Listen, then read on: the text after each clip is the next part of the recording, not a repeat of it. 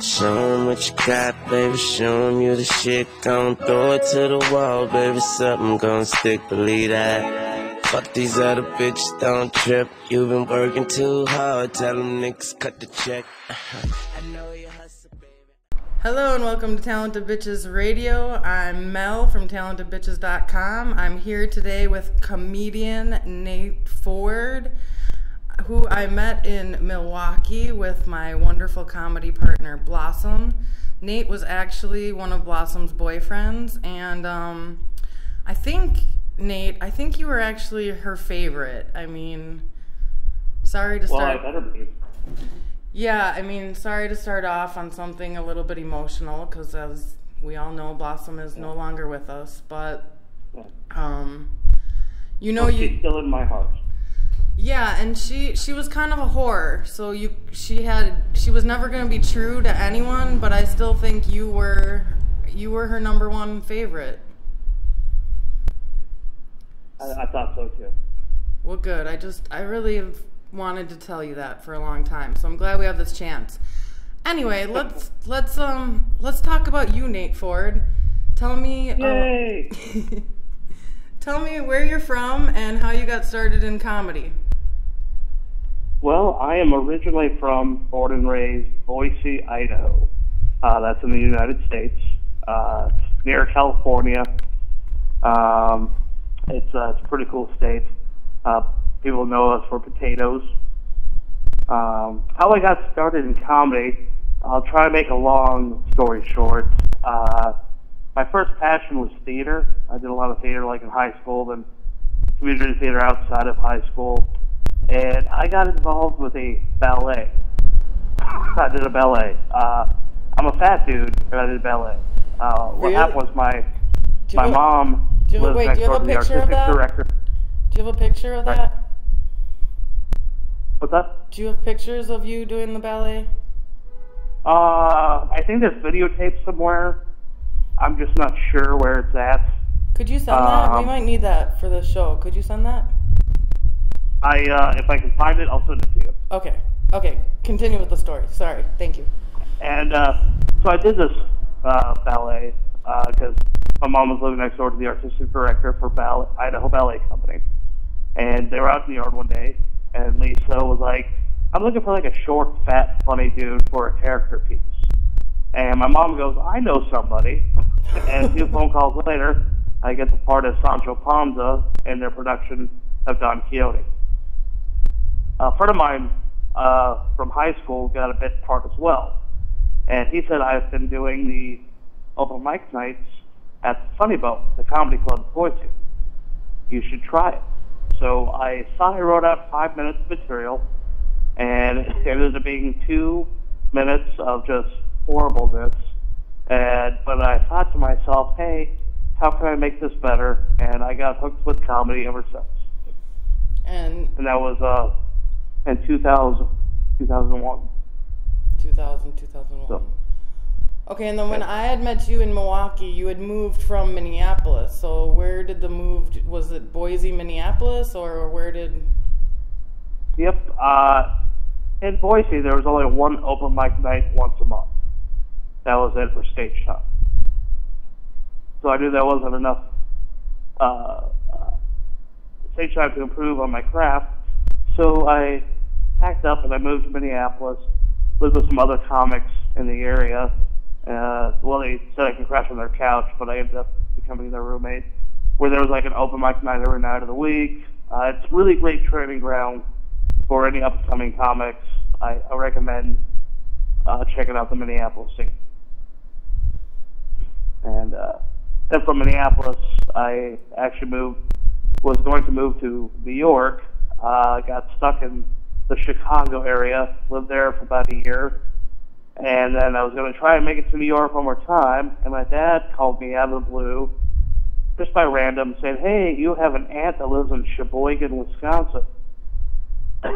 So I visited Sheboygan and my aunt, and then I eventually moved into Milwaukee, where I met the fantastic Blossom and Mel.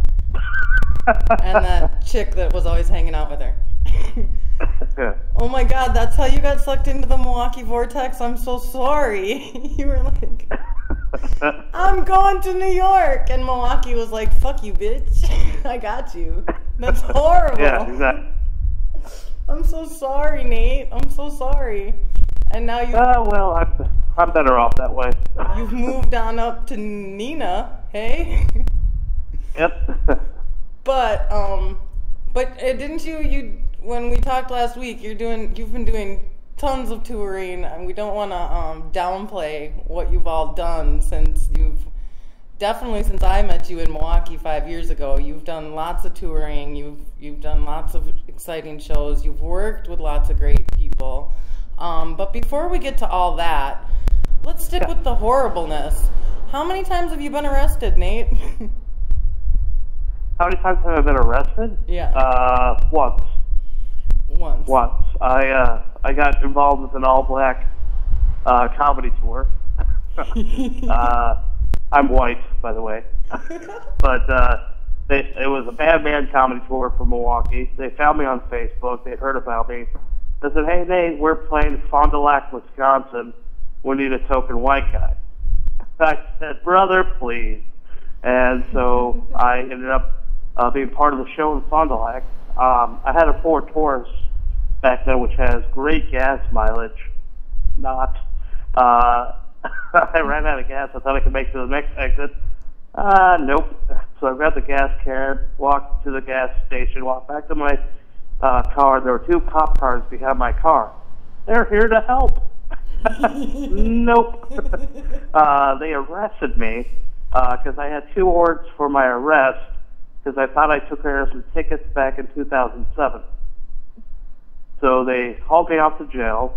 At that time, I called Brendan O'Day, a mutual friend of ours. Yeah. A very nice guy, just a total sweetheart. Bailed me out and then drove me all the way to Fond du Lac, and I was the only comic on time. Oh no. Well, that just shows. That's how dedicated you are. Exactly. Now, I know that the car has been quite an adventure with you. How many times have you lost your car, Nate? How many times has that happened? Well, I lost my car then because it was impounded. The other time I lost the car is because I got into a car accident. Is that the one last year? Yeah. Yeah, that one's not funny at all, actually. What happened with that? Tell me that story. I've driven from Wisconsin to South Carolina and back. Not a problem. And I did a comedy contest in Oshkosh. No big deal. And I kind of fell asleep at the wheel and ran into some trees and crushed the truck, and I broke my hip and my foot, and I was in the hospital in and out for about 3 or 4 months, and the truck was totaled and my left side was totaled, but I'm alive still. I'm walking now, and things are looking on the up and up. How many months of recovery? And I mean, because didn't you have to? It was about I'd say about another 3 months of recovery. So about 6 months altogether. And did you have to have surgeries and stuff? Oh yeah, I had several surgeries on my hip and my foot, and then when I left the hospital the first time, I had an allergic reaction to the antibiotics they gave me because I'm allergic to sulfa. So you might want to check that out if you take any antibiotics. You might want to check out if you're allergic to sulfa, because that's what most antibiotics has in their little antibiotic-ness. And I developed Stevens-Johnson syndrome, which is kind of a rare but deadly disease. Oh my God, dude. Yeah. Wow. The cool thing is, I lost a bunch of weight in the hospital, but I since then gained it back. But, that's, at least I was pretty thin back in the hospital. You're like, but I'm looking good for a minute. That's a terrible weight loss plan, Nate. I think you should try a different... Well, I figure if I just get in a car accident every other year, I'll be okay. Oh, Jesus. Yeah, but you know what? With your life, dude, I'm afraid you're serious. Like, don't do that plan. No, don't even say that. Don't even say that. I gotta light a Virgin Guadalupe candle for you now. No, but like as hilarious as your tragedies are, Nate. They are pretty serious. Like, since I met you, you've been going up. I mean, just things happen to you that you're like, are you kidding me? Like, even you got jumped on the way to an open mic in Milwaukee. Yeah, way to bring that up. Yeah. Yeah, I mean, Eric Kokonis lived. I'm not sure what that area is. River West. North and Holton area, which is kind of the ghetto. But there's Brenham Cafe, which is a nice, quaint open mic night. And we thought it was a nice summer night. Let's just walk to the open mic night. And up ahead was this big group of young black kids, and we didn't think nothing of it. And I even said, "Oh, this is a bad idea," just joking around because, you know, why would they do anything to us? And then all of a sudden we walk past them, and I get punched in the face, which sent me to the streets. And I get up, and they circled him, and I saw a city bus, and eventually had the cops called, and Eric Kokonis got the brunt of it. He looked like Rocky after a big fight. Yeah, it's like a random act of violence. Apparently they've been doing that to several people around the neighborhood, and we were one of them. And the youngest one was 13. Yeah, that neighborhood is sad. So that's why I'm glad living in Nina, where we don't have that sort of thing. Yeah, ironically, I'm glad I'm living in Mexico, where I don't have that sort of thing. But my point is, like, that kind of stuff happens to you, and you still show up at the open mic and perform. You know what I mean? Like, you get out of jail, and you still end up at the show on time, ready to perform. And that's why I'm dragging you through the mud a little bit here, Nate, or going back through the bad times. Is like, you know, it's pretty amazing that all those things have happened to you, and you still just have this drive of, you're so committed to the stage and you're so committed to the craft that, I mean, you know, a lot of people would go, you know what, I just got jumped. I'm not going up tonight for an open mic, and maybe I won't be doing the show tonight because, you know, I just got out of jail, and, you know, maybe I should take a year off because I just, like, had this horrible, you know, but you don't, and you just keep doing it, and it's paid off in some great ways as far as, like, getting to work with some exciting people. So tell me now some of the really fun people and exciting people that you've gotten to work with that have given you those moments of, like, hell yeah, this is why I got up after I got jumped on stage, you know? Well, I got, it's weird, I got to work with Ollie Shore. Give him or take him. Some people hate him, some people don't. I kind of indifferent with him, but he was just kind of a prick to me.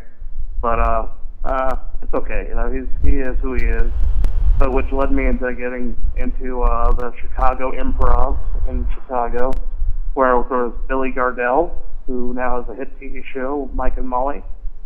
Got to work with Tony Rock, Chris Rock's brother, at the Chicago Improv. Like right now, I'm working with Jay Phillips at the Comedy Quarter, and he's been in like the movies such as Baby's Mama, My Pro with Will Ferrell. He's also in a international Geico or national Geico commercial. If you ever seen the one with two guys in a boat and there's a leak in the boat and the duck is sticking his head in, well, he's a black guy on there, not the white guy. Or the duck. He's not the duck. He's not the duck. And got to work with Gallagher. Huh? He's still alive, sort of. Wow. Sort of. Got to hang out with Steve-O from Jackass. We got to work with Carlos Mencia. Nothing to brag about, but he sells out shows. Did you talk to and him a bunch of other about, people. Did you talk to him about his favorite subject, about being a thief? No, I didn't get into that. Really? Yeah. I mean, he was working at the Comedy Quarter at the time, and I had to be pleasant to him. You're too nice. I think he can handle it. Like, he must be kind of used to comics just walking by, spitting on him. Be like, hey, what's up? That guy's got some balls, you know, to like show his face around after all the blatant stealing that he's done. But I was technically working at the Comedy Quarter at the time, running sound. So it was kind of a job type of thing at the time. Well, you take your job too seriously, I think. Anyway. Yeah, I do. Didn't you also work with Mitch Fatal? Is that true? I did. I opened the show for him. In fact, there's a picture on my Facebook, Nathan Scott Ford. That's how you can find me, the full name. There's a picture of me wearing one of his shirts, which is usually for the ladies. It's pretty ugly, but it's funny. It's funny. What does it say? I don't remember what it says. I forgot what it says, but it's pretty funny. But it doesn't fit me, and it's like a shoulder strap shirt, you know, like a tank top. Oh, like you're literally wearing one of his shirts, not like one of his merchandise shirts. No, his shirt, his merchandise shirt, but it's made for a female. Okay. Now I just caught up. I'm here now. And so we took a picture, me in the middle, then Mitch Fatel to the right, and Gary Cannon to the left. And so yeah, it's on Facebook. It's funny. When you said for a woman, but if you look at my current picture, I look like a celebrity. Nate, you always look like a celebrity. I wore a cowboy straw hat and sunglasses, and I look like Hank Williams Jr. Are you ready for some football? If he were a hobbit. Oh. I don't know. I think his real name is Bosafat or whatever. Bosafisa. What is it? Bolt Freeman? I don't know. I don't know his real name. I don't know either. I'm not dorky enough to know all the Lord of the Rings. And I should, because I'm definitely a dork. So I should know those things, but I haven't done my nerd homework. I'll admit it. Well, you better. I should, but I'm kind of busy, like laying around in my hammock and swimming and, you know. Oh, doing the Mexican thing? Yeah. It's hot. Being lazy. I'm kidding. We can edit that out. Right? You know what? Brendan actually nailed it when I was up in Milwaukee. He was like, "You've become a Mexicant." I'm like, "That's it, exactly." I'm a Mexicant. Can't do Indeed. shit. So, when I was calling you last week, you were on a tour somewhere. Where did you go? I went to Brookings, South Dakota, which is kind of on the border of Minnesota and South Dakota, just right on the border, to do a one-nighter at a place called Brown Round. And then from there, we went to Rochester, Minnesota, at a fantastic comedy club, Goonies Comedy Club. It's right here. It's actually right across the street from the Mayo Clinic. Oh, that's handy for you. In Rochester.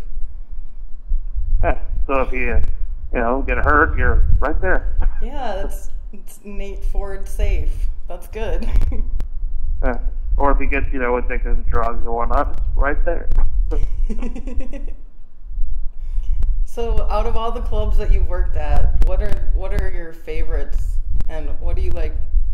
How do you determine like this club is really good to work for? I really enjoyed it.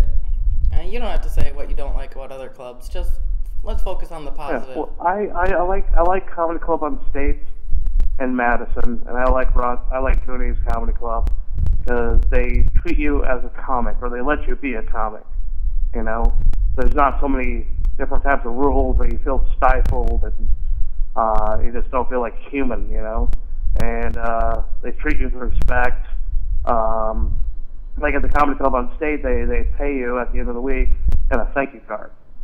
Oh wow. Yeah. And they just, they let you have fun. They let you be who you are and whatnot. So I mean, that's what I like about comedy clubs when they do that. Let you be you. Let you get insane sometimes, but within reason. Yeah, right.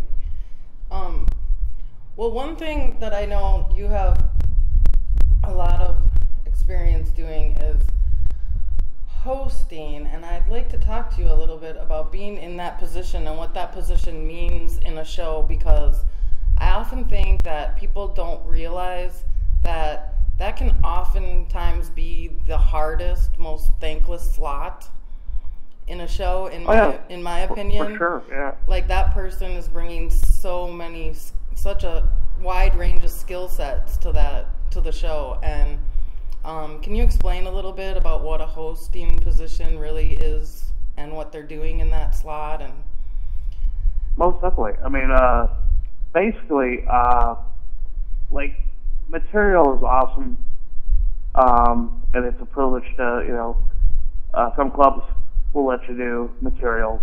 Some clubs won't, just announcements. If you think of it as an MC as a glorified cheerleader, that's basically what you are. The way I think about it is I'm presenting this show to the audience. The comedy club at the venue didn't bring these comics to you. I did. I handpicked these comics because I thought they were so funny, and I bring them to you guys so you guys can enjoy them for the next hour and a half. And it's typical because you're the first one right off the bat. They like to call it taking the bullet for the team. yeah. And so you have to have energy. You have to be likable, which means, as an MC, most clubs will want you to work cleaner than what you think you are. Once you become a feature actor or headliner, you can start doing whatever you want. Because you're the first one right off the bat. You're going to set the tone for the rest of the show. If you go up there and, I'm fisting a midget left and right, the people just sat down, they just ordered drinks, they just started eating or whatever, but they're having food, and you're up there telling shit jokes. It's going to be kind of awkward right off the bat. And the crappy thing about it sometimes is that the audience itself knows that the MC is sometimes the beginner in comedy for some strange reason, and so they don't give you a chance right off the bat. You kind of have to earn it, their trust and their respect for you on stage. In Europe, or across the country, the MC is like the headliner, and they get paid like the headliner because it's usually the headliner MC in the show. It's a different aspect, but here in America, it's some reason the MC doesn't get that much respect. I mean, so it's the hardest position of the show.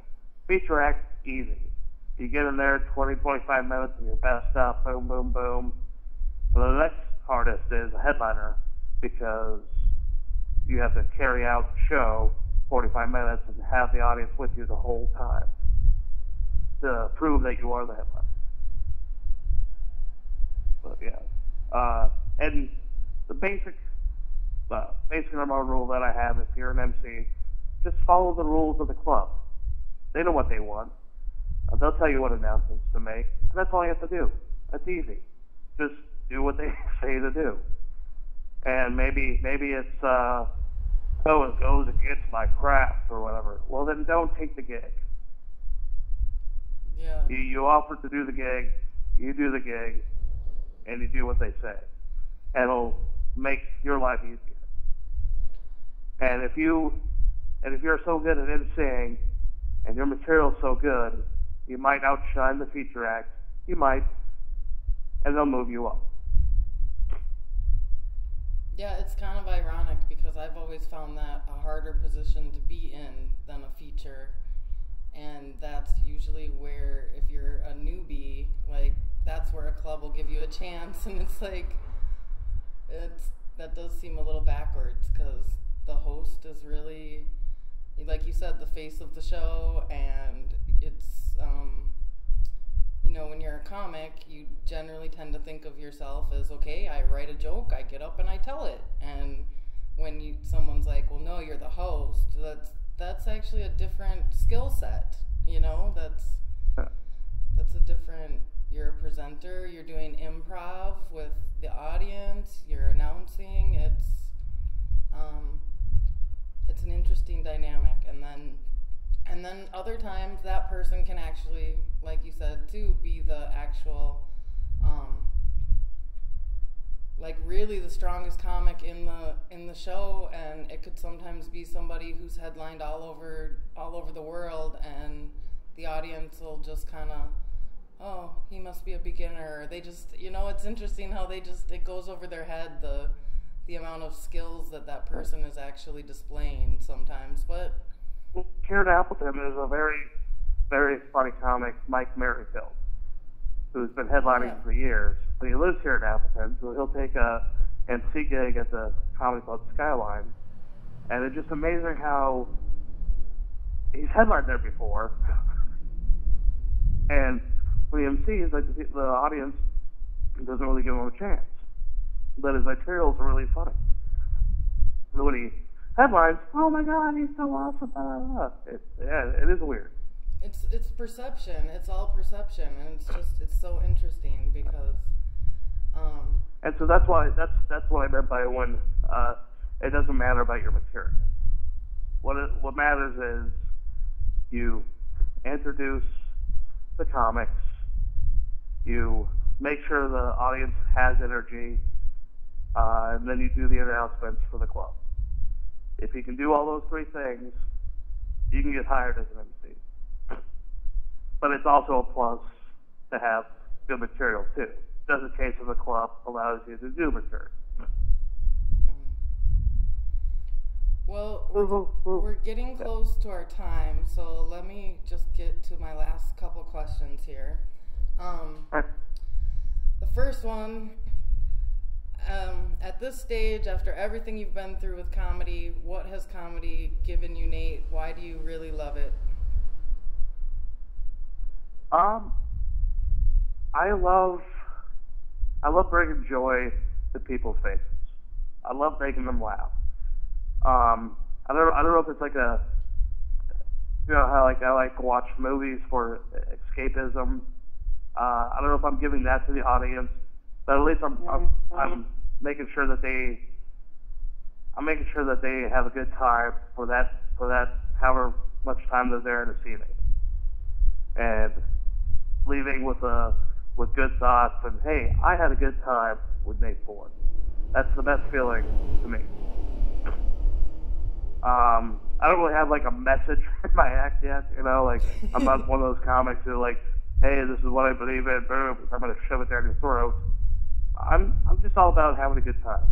And after the accident especially, I had a second chance of living, and it's time to just realize who you are and have fun. Yeah. Well, I don't think I think that is a good enough message. Like I always say, I'm not on a soapbox, I'm on a comedy stage, and that's the job, is to make you smile. So if I have a message message that gets through every now and then, that's great. But, you know, yeah, the main objective is to put smiles on people's faces because they're stressed and they came out to have a good time, and that's doing your job, you know? Yeah. And, okay, well, then this last one is, well, I have two more. Yeah. And so now when most people first meet you, Nate, they tend to think, wow, he kind of looks like a hobbit. I've made many hobbit references. You know that. Yeah. And hobbits are adorable, so I mean that in a great way. And then you have a joke that you used to say in Milwaukee. Do you mind if I quote one of your jokes? Is that okay? What's that? Is it okay if I quote one of your jokes? Sure, go ahead. Okay, one of your favorite, or one of my favorite Nate Ford jokes is, ladies, I'm like a tampon when I'm inside you, or I'm inside you, but you can't feel me. Maybe you should tell it, Nate. I'm like a tampon to most women. You can feel me inside you, but I'm not necessarily giving you any pleasure. There you go, that's it. So how is the hobbit tampon combo working for your sex life these days? You know what? I won't go into the details, but I did meet a girl who is a bit of a chubby chaser, which is a A+ in my book, and we're meeting up tonight. Ooh. And so yeah. Oh. So that's it's the Hobbit look kind of helps out sometimes. Oh, that's great. Well, don't worry, I'm not posting this for like a week, so she won't hear the tampon joke. So make your move fast. Make your move fast. Let her know. Let her know you got mad skills in all ways. Okay. Yeah. Okay, and then last. Besides, it's not the size of the boat, it's the ocean of the motion, right? Right, ladies, right? Yeah. Yeah. No, I mean, if Blossom was here, she would, she'd be like, he's a great lover, but she's not. So, and now this is getting really creepy. I did not have sex with Blossom. She just came on to me, and I refused her advances. She was a dirty dog, dude. I mean, I love her. It was just a mustard stain on her dress. Oh my God. Sometimes my brain just crosses lines. I can't stop it, Nate. It's not my fault. So my last question is, do you have anything that you would like to say to the Mexican people in Spanish? Hola. That's all I know. Is todo? Or do you know something? Is todo? I just want... No más español, es todo español. I can't even do it. If you can say it, peace, love, and happiness. Okay, it's paz, amor y feliz. I don't know. There's nobody. There's nobody here to correct me, so we'll say that's right. All right. All right. Well, do you have any upcoming shows or anything you want to tell how people can find your comedy? You're on Rooftop Comedy. If people want to look up Nate Ford, or is it Nathan Ford? Well, I'm on Facebook, Nathan Scott Ford. If this gets out before July 22nd, I'll be at the Oneida Casino in Green Bay. We are doing an Honor Flights show where all proceeds go to Honor Flights, which is a company that takes veterans and it goes shows them the memorial sites in Washington, D.C., puts them up, and they treat them well. Oh, cool. Yeah, it'll be out on the 18th, so yes, that will be out before then. And you can check out heartlandcomedyexpress.com, and that gives you a little more information about Honor Flights and what we do. Wait, it cracked a little bit. What is it again? It's heartlandcomedyexpress.com. Heartlandcomedyexpress.com. Okay. Yeah, heart, like heart from your chest, heartlandcomedyexpress.com. Okay. All Yeah. right. Well, it was totally Yeah. great talking with you, Nate. I miss you, my little hobbit. I miss you too. You'll have to come down here someday and I'll throw you in the pool. Yes. Awesome. Well, you take care of Sounds like yourself. fun. No more accidents. No more arrests. No. Only comedy success. Yeah. And have a good time on your date, baby. Sweet. All right. Bye, Nate All right. Ford. We'll talk to you later. Hello, everybody, and welcome to Talented Bitches Radio. I'm Mel from TalentedBitches.com, and today I am here with comedy and wonderful hobbit-like man, Nate Ford. Wait, I said that wrong. I called you comedy. Show 'em what you got, baby. Show 'em you the shit. Gon' throw it to the wall, baby. Something gon' stick, believe that. Fuck these other bitches, don't trip. You been working too hard. Tell them niggas cut the check. I know you hustle, baby.